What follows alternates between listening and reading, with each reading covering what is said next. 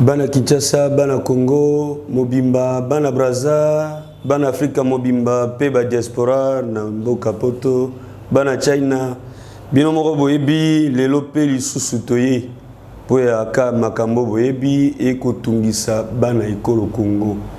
Tolobagaga Oye Tungisa Kamboka, Oye Tungisa Bana Congo, Oye Tungisa Bana Kinshasa, Oye Tungisa Bana Beni, Bana Goma, Naba Nyoso Boyebi. Lelo toko beta lisolo penza makasi toko limbola makambo etali dépénalisation, impunité, intouchabilité na kati ya ekolo Congo. Toko martelé yango sur base ya ba sanction au balongoli na batu ya FCC. Bonsoir bien en FCC. La chanson Moké, une chanson patriotique. Congo bisoto kokufa pona Congo, Congo bisoto kokufa pona Congo. Banamboka bisoto kokufa pona Congo, Congo bisoto kokufa pona Congo. Donc boyeba ke bituma biso ezalite lelo tolobi onyo sekoya eya donc tokufa to vivre tokoloba kaka. Na kati ya ekolo Congo, changement et sengeli kozala mbongwa nande. Likambo ya dépénalisation, impunité. Balobi lelo tokomi na état de droit. L'état de droit c'est quoi? L'état où la loi frappe tout le monde. L'état où la loi est au-dessus de tout. L'état où la loi ne laisse impunie aucune personne. Kasi lelo, côté la gestion ya FCC depuis 2001 ti 2018, bazangi bambe bate.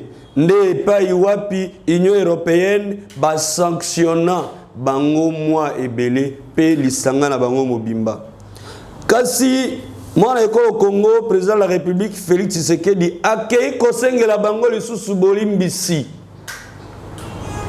Eloko wana penda bana mboka bana motungisi ya ebele pe ya makasi batu nyos bakomi tuna kasi boni Félix Tshisekedi ayena bokonzi mbala moko ake kosengela batu ya FCC pardon na Union européenne elakisi nini ye mutu alobi ke ayena état de droit, dépénalisation, impunité. Bamoussou Basala, l'association minene lutte contre l'impunité. Kasi lelo batu ya FCC balongoli bango na kati ya ba sanction. Comment bénir bango, c'est pas moi, pardonner bango na kati ya mabambe banyoso o bango basala. Totanga mutuloko la mère mende balobi lelo déjà likamuna ici et sili il y a cependant combien de personnes, 14 personnes mais batangi kami balil bosso ba mususu to continuer pe ba kolongola ba sanction. En tout cas le fait ya kolongola ba sanction ya batu ya FCC na Union européenne au chef de l'état Sengeli Bango ezali penza abomination po batu bakufa ki ebele. Il fallait qu'il pensa batika bango na ino basamba devant justice, non pas seulement la justice internationale, mais également et surtout justice ya mboka. Basengele koleka devant ba institution judiciaire ya Congo batuna bango pe bayanula balimbola lolenge nini ba gérer mboka pendant 18 ans, droit de l'homme ba droit nini ozaki violé pendant gestion na bango tomona ki baliwa ya batu ebele. Tout le monde qui va fausse commune, tout le monde qui va liwa ya Floribert Chebeya, tout le monde qui va liwa ya Boteti, tout le monde qui va liwa ya batu aminene na kati ya ekolo Congo, kasi justice ekoma ki na sukate na makambo ewana. Lelo esengela ki tango bango balongwe na ba institution, ba convoquer bango devant la justice, mpwete baye bakolimbolela bana mboka bayo ewana makamunini lekaki na temps ya gestion na bango. Kasi lelo babi tolimbisi bango pe justice elimbisi bango. Kasi boye bala rappeler bino la justice ne pardonne pas. La loi ne pardonne pas. La loi sanctionne ce qui a commis le forfait. La loi sanctionne les infracteurs. La loi doit sanctionner. Et cette loi qui sanctionne, c'est ce qu'on appelle état de droit. Donc, tant que la loi est sanctionnée, nakati moko tozali o loi wana ezali to bengango état de droit. Ata yo zali nani, atoza mokonzi, atoza nani, tango ekomi likambo ya sanction. Tango ekomi likambo ya kosamba devant justice, bakota lisusu qualité na yote, bakosambisa yo pe bakokondane yo soko za na mbeba, bakobimisa yo soko za akité. Soko za na problème été. Pambate balobi toute personne est présumée innocente avant que sa culpabilité soit définitivement établie. Alors, mais pour yanini bakosengela kaka bato ya FCC pardon. Kasi ba sa pe ba infraction mususu basengela bango pardon. Ba mususu to kanga na makala kuna belé ba tondi na makala kuna. Basengela bango pe pardon. Edi Kapende yewana ako nakati ya boloko ako pola obeko pola. Depuis 2001, Edi Kapende za boloko. Mais pour ni bako sengele pardon te Edi Kapende bima. Obeka bato kutu ba subir te, bakoti boloko te, bafandika na bango na pete bangumi ba gindi na kati ya Congo, bafanda kaboye. Ata kutu balandela bango te. Justice sengeli ko salema onyo saki mabe, justice elandela ye. Soki azana torte batika ya vana na kimia. Kasi soka ali na tort, justice c'est ça la malolengi yango esengeli. Likambo ya pardona ememi batu na dépénalisation na kati ya ekolo. Ezako compromettre otobengaka état de droit. Dans un état de droit, on ne peut pas parler de l'impunité. Parce que ceux qui na kati ya état de droit, il y a des intouchables. Po batu oyo basengeli pardon wana babimi lokola ba intouchable baseli bambeba base bambeba natana bango moya to landela bango ezalaki te kasi natan oyo babibo pouvoir ebongwani ekomi na maboka batu mususu na sikawa bakomi libre ya kosamba devant justice bazali suna ba immunité te bazali suna ba inviolabilité te justice asengeli kolandela bango na lolenge oyo sengeli kasi natawana boke kosengela bango lisusu bolimbisi basundola bango batika bango barenye na bango na kati ya Congo. En tout cas yali pasi pona Congolais pointe ba Congolais ils sont ba komi tuna mais pourquoi kaka la période oyo ba ke kosengela FCC pardon to kiata ko kendete une année après FCC ba fanda na bango na kimia ezanga ite yali nde peuple bisika to tambolaka tango to kitana terrain na sondage tokoyoka o ba peuple ba combattant ba résistant o nyonso bango ba koloba ndete ya komema devant itanuike pona kobimisa na poisa o ezana kuku po bato mususu bakoka kobimisa te kasi biso lokwa to miteka pona ekolo bongoni nzembo to bandaki nango tobi tokokufa pona Congo e koloba te biso to ndima na biso liwa ya ekolo to ndima biso kokufa pona ka to défendre mboka. Alors soki mutu mususu akobanga ya ko ya na information biso to kotanda. Et à l'inde ba demande ya peuple que mutu nyonso asali mabe o asali mbeba azwa etumbo ya ye chef de l'état makambo ya ba pardon na kolimbisa ba o basala mabe ezali politique mabe déjà kasi soki bokolimbisa bato ya FCC nalingi ete chef de l'état azwa pe grâce présidentielle abimisa ebeye ba milliers ya ba Congolais ba vena ba boloko wana innocemment. Il y a des gens qui souffrent dans la prison de façon innocente. Ils ont été arrêtés, enlevés d'une manière ou d'une autre innocemment. Kasi toko sengela bango bolimbisité pour anini. Kasi toko misela bango grâce pour anini. Ba tuloko le Edi Kapende na bandela. Edi Kapende mikolo nyonso asena boloko ipare asambana nute. Est-ce que bokoki kozwa grâce te? Ya kobimisa Edi Kapende asamba devant public pour tetoyeba qu'est-ce qui lui est reproché. Mposoki mutatikali asambite. C'est contre la procédure. C'est contre l'état de droit. C'est contre la justice d'un pays. Ça ne respecte pas la procédure. Il est présumé innocent. avant que sa culpabilité soit établie. Mais celui qui est présumé innocent, avant 19 ans déjà, 19 ans, Mobimba, et dit qu'à peine à ressemble. Mpeba na mboka ba kotuna babi kasi Félix a commis na pouvoir to mona ki abimisa ki mwa bato musuna boloko lokola mokongo ko ba maître Frank Jongo bimaki na boloko ba ebio mindonga ba bimai na boloko kasi edi ka pende akosala nini na boloko peut être gouvernement essaie changer qui et si ka bato ba ko ima penza mwa makasi po koloba ki mais edi ka pende est-ce que za coalition FCC cash Nebomis et Vandisi sous ce dit peine na boloko. Est-ce que la continuité mpo ndeko Kabila ndé akanga dit peine à côté na boloko suite au motif et ba biloko ebele ba ko reprocher sur peut-être la mort du président Laurent Désiré Kabila, paix à son âme. Mais lokola Joseph Kabila Sambisa qui était Nathan Naé Félix Tshisekedi asenga ko sa nini ko Sambisa edika pende mpwete toyeba. Qu'est-ce qui lui est reproché? Alors, peuple d'abord, slogan à Bandelaka tout le jour, les peuples d'abord, et comme il est, FCC d'abord. Les peuples d'abord, tu sais que dans l'Obaki, kasi comme peuple d'abord, comme FCC d'abord, donc nous avons des sanctions, avant de Congolais de donc que l'on a des sanctions avant de trouver l'on misala donc que l'on a des sanctions à FCC avant ba Congolais nyonso ba mona bolam avant de la rekita to l'on a des sanctions à FCC avant ba tosi sabitumba na est to l'on a des sanctions à FCC.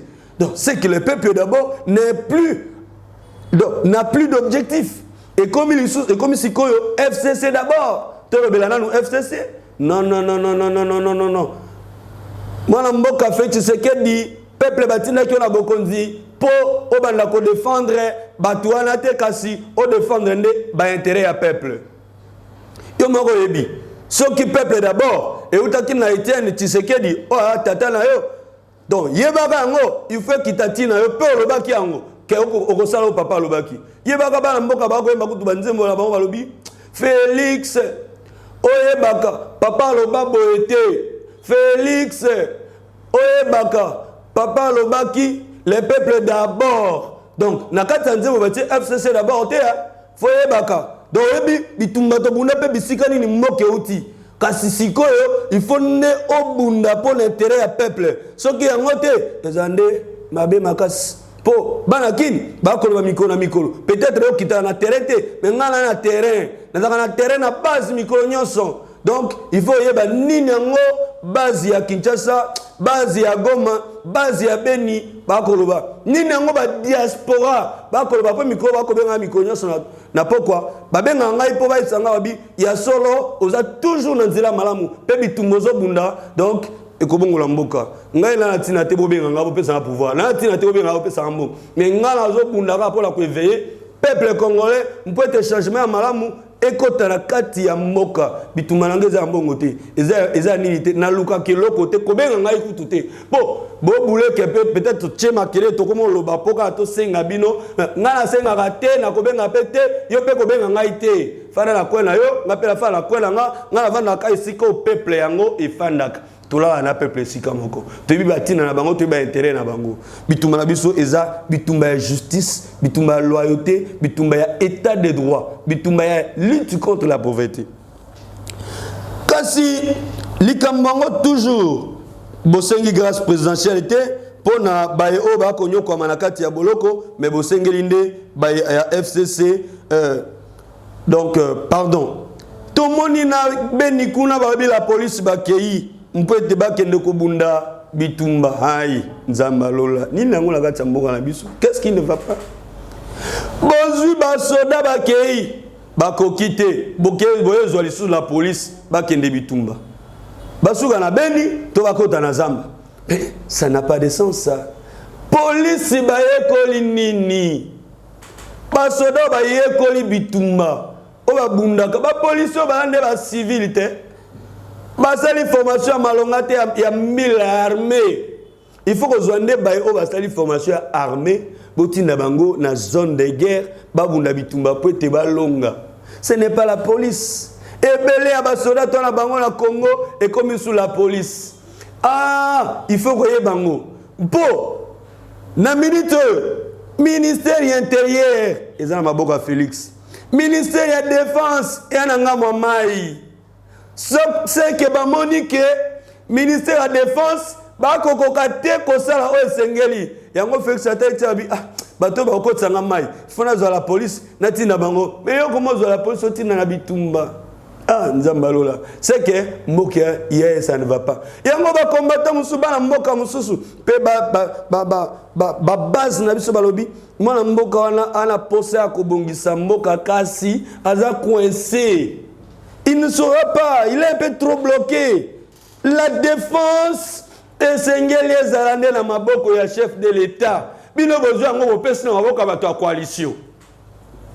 Ministère de la Défense. C'est un ministère de la souveraineté.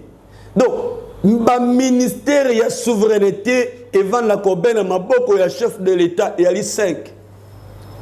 Défense intérieure, finance, mais bino bozi défense, popé sibango. Bozi finance, popé sibango. Pas bino bo diriger l'engeni. Au moins place cash, il va comprendre la gestion, tu vas comprendre ma soloté. Pour comprendre pour passer des pouvoirs rebelles, battu à coalition, baninga la bino, ba partenaire, bazune pouvoir rebelle. Kashi ba ko évoluer modèle nini. Ce que yokaki ndeko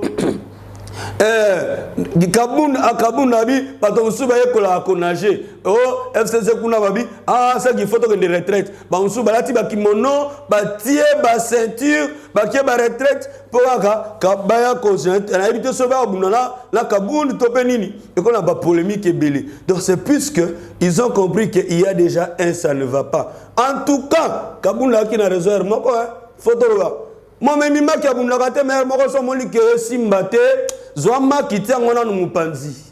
Donc, et puis, autant nous n'avons pas défendre mambo ya ekolo. Ce qui bon côté, changement aux anambokate. Félix, yebakango, ngalobaka, nalobango toujours. Penesako, polele, ngalako, nalobaka polele. Alors, Tomoni Martin Fayoulou, Balobi akoya les 15. Ah, nabato la muka ngoli susu. La mouka est commis sans objet. Sont telle composition à la mouka, on a compris la motte. Moïse Katumbi, c'est quelqu'un qui a travaillé avec Kabila. Et puis, Azraki na crash mon nene na période à na Kabila na Katanga kuna. Jean-Pierre Bemba na 1+4, Azraki Moutoumouné, vice-président Mobimba. Il a travaillé, puis ministère de la Finance, Maboko, on a été un changement. Même Jean-Pierre Bemba, on a été en opposition, mais Akenda na eka boy donc alala après babitumbatu Akenda ekoko ta vice-président ministère de la Finance na maboko na inyoso donc a gérer tout mais changement petit kala kozalate sokote na kati ya lamuka Martin Fayoulou et bon on a teka Bemba la 2006 pourquoi Dabombole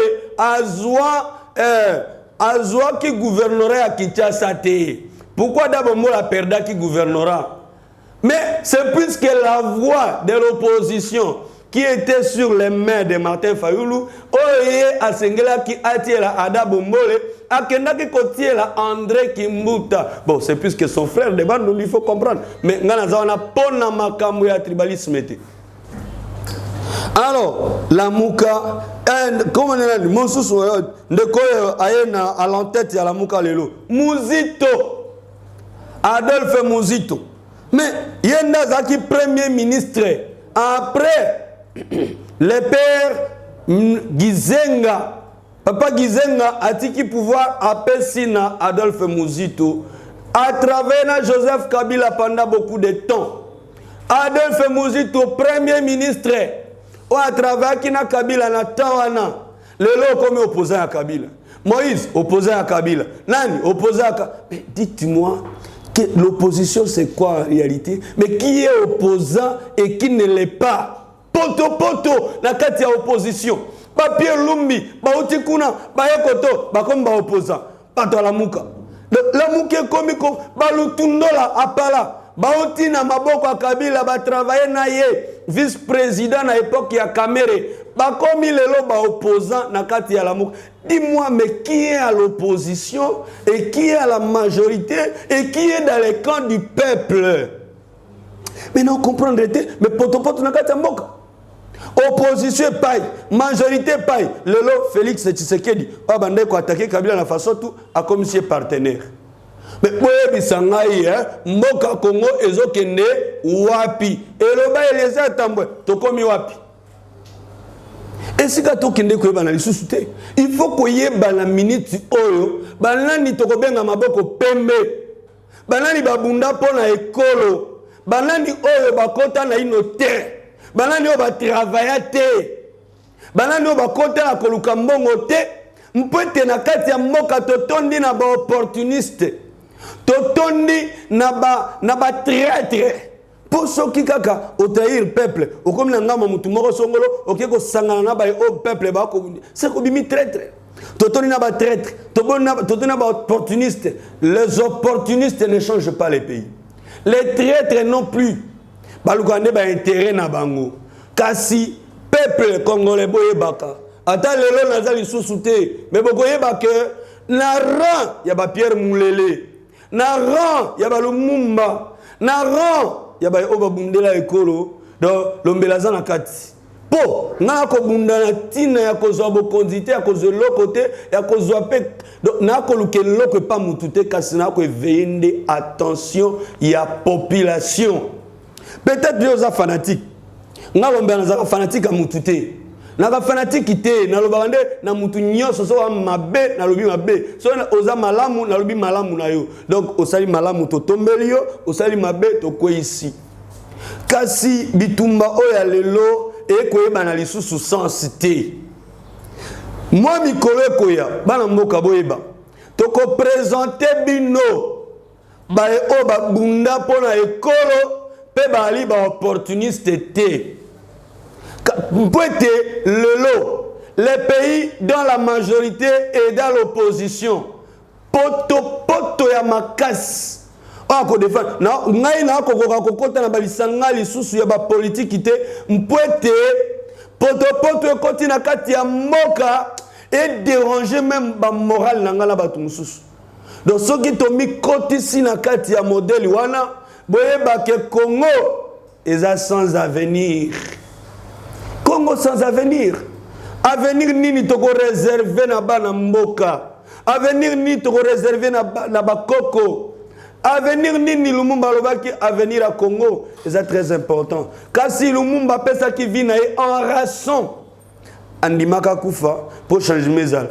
Batuba koloba olela to kufi changement européen kozalate Lumumba kufa mais Lumumba kufa boyeba ke ce que indépendance c'est suite à la mort de Lumumba boyeba ke soki lelo Mobutu alemaki mamuke ezana bitumba ya Pierre Moulele ezana bitumba Kisashi Ngandu o atambulaka na Laurent Désiré Kabila yena zakili boso likolo ya nyos kasi na nzela ba extermina ki babomaka ye Kisashi Ngandu akufaki paix à son âme alaki guerrier ya mboko yo Kisashi Ngandu boyeba ke bangongolu tete o ba telemelaka colonisation ya mindele babunda pona mboko bandima bakufa kasi changement eza na Congo boyeba ke ba mama ki pamvita lelo bokomotanga ko mama ki pamvita na loyenge boyeba lisusu kutu te ali nani na kati ya Congo prophétie na pesa Simon Kimbangu bokomotanga komo na loyenge o bali batu o babundela ekola ndenge ya solo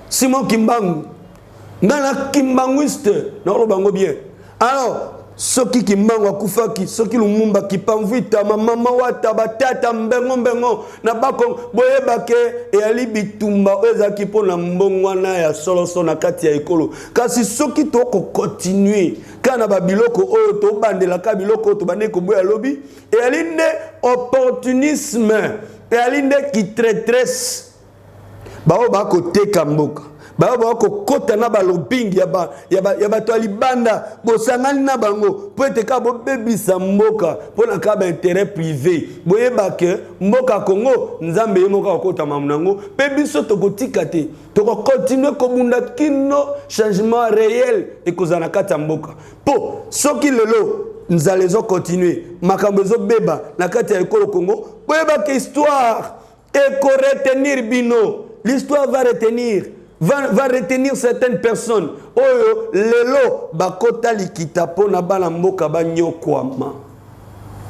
Soki ba Congolais bazomona passe. Ezali pwete bondimi ba alliance ya ba FCC cash. Soki lelo ba Congolais va continuer comme on a passe. Ezali pwete bondima kote kabavwa na ba 2006.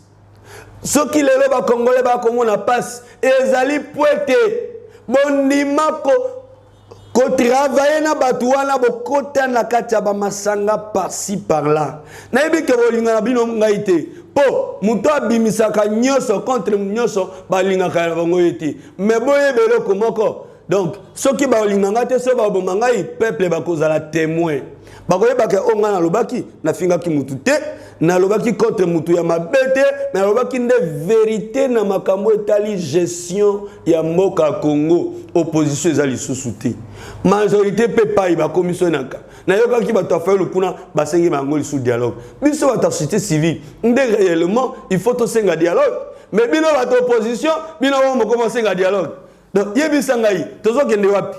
Dis-moi un peu un opposant qui demande un dialogue.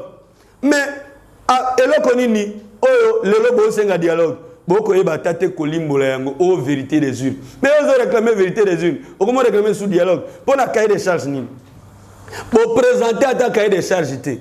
Mais ngai na cahier des charges là na présenter en côté. Mais mou ko na présenter cahier des charges. Pe ba ke ba ka kepe ko beta. Po ba tebele ba ko s'attendre té na o ngana nango. Donc ba vérité ezebele na kati ya ekolo Congo pa na mboka boyebaka na ino to bandi ata ko bimisa ndambu te kasi tozo préparer notre opinion. Bientôt les vérités seront n'apportées na bino. Toza na 1450 vérités o to ko bimisa na kati ya ekolo Congo.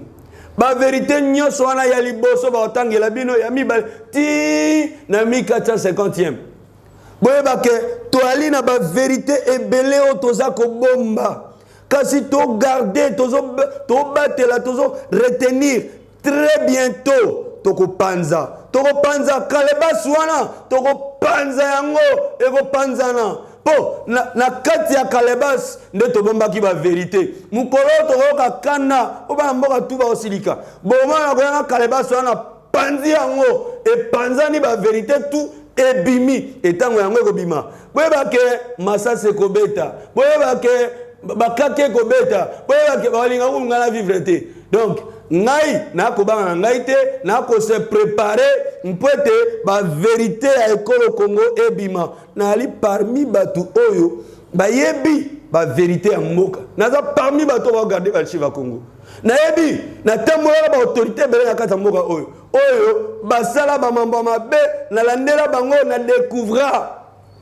kasi ba mususu ba fongola nga vérité et ali na ba autorité o bazaki na biso ko bunda bitumba tous les jours pour un changement ba mususu ba lakisanga petit na ngai awa ezaboy to tambola bisike bele pe na timbela nyoso alors na gardaka juna ko panza ekobeba boyeba kaka bana mboka bosa atandaka soki na mkono panza so bana kana makabe bosa atana liwalanga bosa atana bino na liwala ngai mais nazobanga te pour na bike ata lelo na kufi na chrétien na gogota na ngalola donc etalinga te o nyoso ba ko kana ya mabe contre nga donc etalinga ngonga te bomanga beta masasi na sina zoba masasi na kufa ndena nute na kolakisa bino ba cicatrice na mikolo ko ya pa mkonsu na ya pe na kilote na ya pe na la mama bo mikusu na bino masasi ba beta nga yo ngala zoka ngala zwa mais lelo changement ko zapi ya malunga te bato wana ba retenir ba se maintenir na ba institution changement moko te sami ya malunga bazuika en tête ya pouvoir ba pesi Félix mwanda ba ministère soki 15 bango